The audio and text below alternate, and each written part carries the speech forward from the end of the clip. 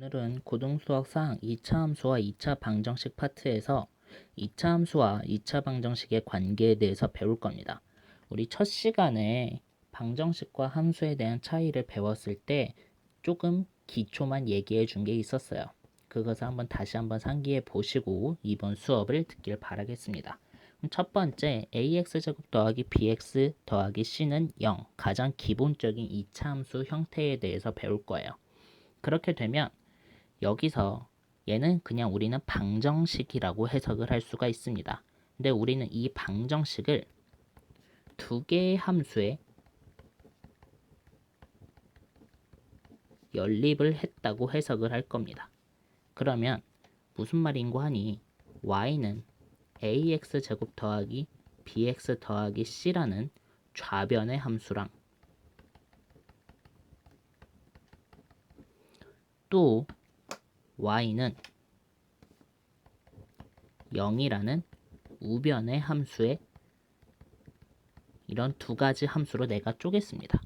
이 두 가지 함수를 다시 한번 합친다면 교점을 찾기 위해서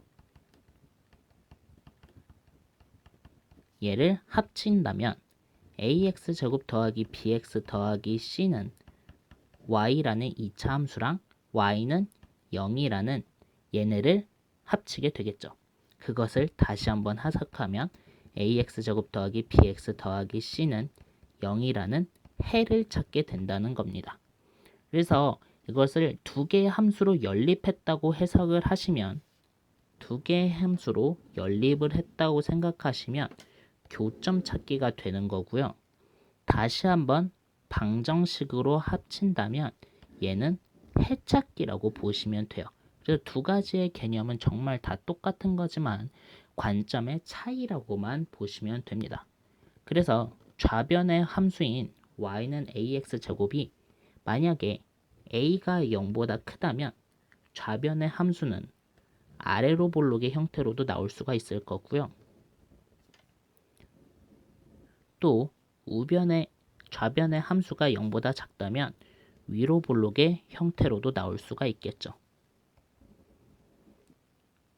그렇게 되면 y는 0이라는 우변의 함수가 이렇게 두 점에서 만날 수도 있고 또는 이렇게 한 점에서도 만날 수가 있고 이렇게 안 만날 수도 있겠죠. 사실 y는 0이라는 건 x축이라고 보는 거죠. 결국에 a가 0일 때 x축과의 교점이 이렇게 두 개가 나오는 경우도 있을 거고 이때도 한 개가 나올 수가 있을 거고 안 나올 수도 있다는 겁니다. 그러면 이렇게 봤을 때 얘는 해가 두 개인 경우라고도 볼 수 있고요. 또는 교점이 두 개라고도 해석할 수가 있는 거죠. 근데 여기서의 해는 실근일 경우만 해당하는 겁니다. 얘 같은 경우는 실근이 한 개, 즉 중근일 거고요. 교점도 한 개가 되겠죠. 얘는 실근이 없는 경우고요. 결국에 허근이 두 개만 존재하고 있다는 거고 교점도 없게 되는 겁니다. a가 0보다 작은 경우도 마찬가지겠죠. x축이 이렇게 그려질 수도 있을 거고 이렇게 그려질 수도 있는 거고 또 이렇게 그려질 수도 있는 거니까요. 그래서 좌변의 함수랑 우변의 함수의 연립의 구조로 해석을 해보시면 됩니다.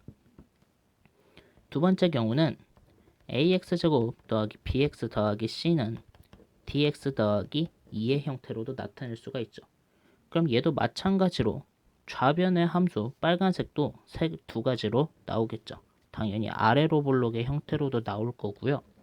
그리고 또 위로 볼록의 형태로도 나오겠죠.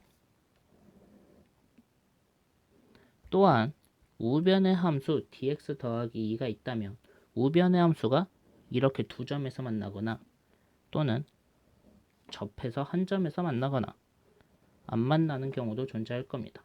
여전히 위로 볼록이어도 이렇게 두 점에서 만나거나 한 점에서 만나거나 안 만나는 경우가 존재하겠죠. 그럼 마찬가지로 이때도 교점이 2개. 당연히 실근도 2개.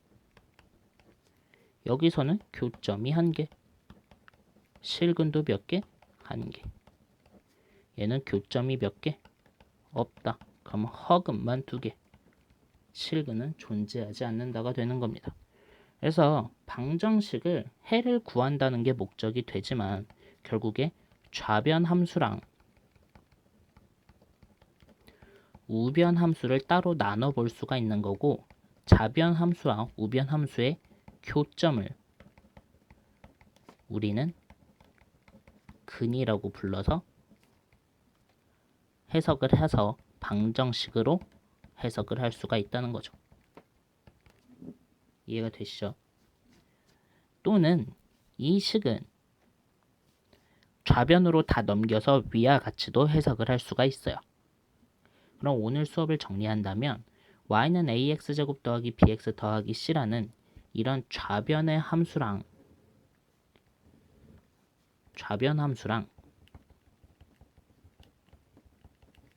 그리고 여기 오른쪽 부분이 파란색의 우변 함수 따로 쪼개서 해석을 할 수가 있고요.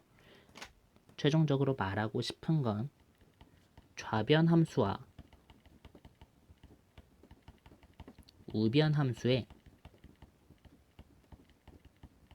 교점을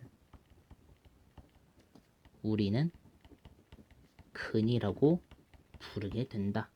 이 말이 굉장히 중요합니다. 방정식의